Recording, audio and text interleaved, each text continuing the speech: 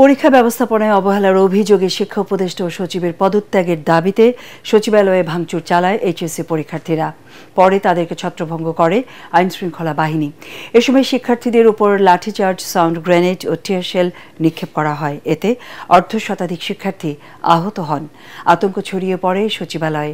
হাসিবুল হাসান স্ট্যালিনের ক্যামেরায় রিপোর্ট করেছেন মাহবুব কবির চপল। রাত ৩টায় মঙ্গলবারের পরীক্ষা স্থগিতের প্রতিবাদে একদল শিক্ষার্থী দুপুরে সচিবালয়ের সামনে ভিড় করেন। পরে শত শত শিক্ষার্থী সেখানে জড়ো হয়ে গেট ভেঙে সচিবালয়ের ভেতরে প্রবেশ করে। এ সময় বেশ কয়েকটি সরকারি গাড়ি ভাঙচুর করে তারা।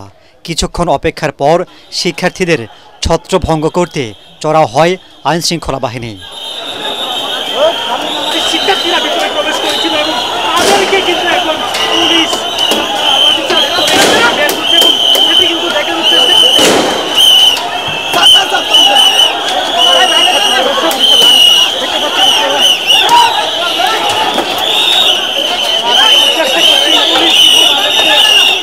তাদের উপর লাঠিচার্জ, সাউন্ড গ্রেনেড নিক্ষেপ করা হয়। দিকবিদিক ছুটতে থাকে পরীক্ষার্থীরা।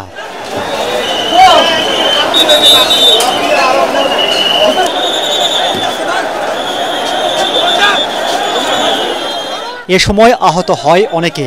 এ অবস্থায় তাদের বাইরে বের করে দেওয়া হয়।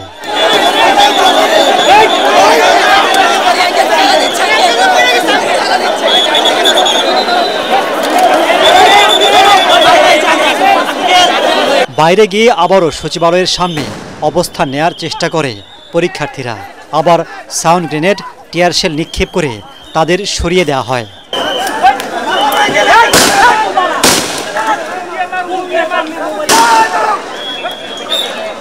পরে তারা অবস্থান নেয় গুলিস্তান সহ আশপাশের এলাকায়। আইনশৃঙ্খলা বাহিনীর সাথে ধাওয়া পাল্টা ধাওয়া হয়।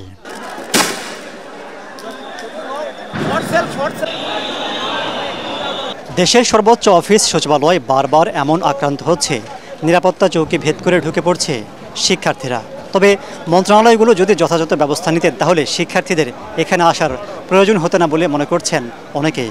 গাড়িগুলো ভাঙছে, পরবর্তী আমাদের এক এসআই সাহেবকে একেবারে অকাঙ্ক্ষিতভাবে আঘাত করছে। অবশ্যই আতঙ্কিত। হুটহাট করে যখন তখন যে কেউ ঢুকে পড়তেছে, নিজেদের জীবনে নিরাপত্তা নাই, এখানে সিকিউরিটির অভাব আর কি। প্রশাসনের ভিতরে যথেষ্ট দুর্বলতা আছে, উপদেষ্টার ভিতরে দুর্বলতা আছে, আমাদের ভিতরে যারা আমলারা আছে, বড় বড় আমলারা আছে, এদের ভিতরেও দুর্বলতা আছে।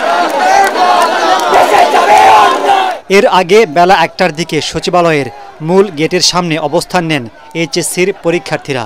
মাইলস্টোন কলেজে মর্মান্তিক ঘটনার পরও পরীক্ষা স্থগিতে শিক্ষা মন্ত্রণালয়ের দায়িত্বহীন আচরণের প্রতিবাদ জানান তারা। মাইলস্টোন কলেজের যে ভাইয়ের মা মারা গেছে, ও কি আমাদের সাথে পরীক্ষা দিতে বসতো? রাত ৩টার সময় জানাবো যে আমার স্টুডেন্টগুলো পরীক্ষা দিবে না। আমরা প্রথমেই চেয়েছিলাম যে আমাদের পরীক্ষাটা পিছানো হোক, কারণ আমরা সবাই জানি আমাদের ব্যাচটা আপনার এই জুলাই আন্দোলনে কতটা ভূমিকা রাখছে।